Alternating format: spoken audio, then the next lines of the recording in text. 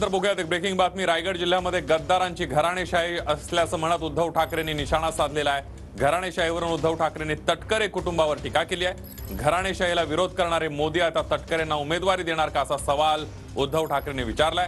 निवडून येण्याची खात्री नसल्यानं तटकरे आता राज्यसभेच्या मागे असल्याचंही ठाकरे म्हणाले।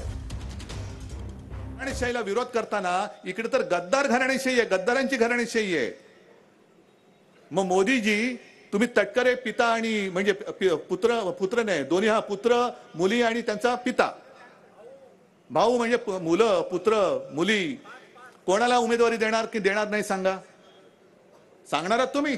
गेट आउट घराण्याचे मी इकडे एक तुमच्या घरातल्या एकाला सुद्धा तिकीट देणार नाही किंवा एकालाच तिकीट देईन।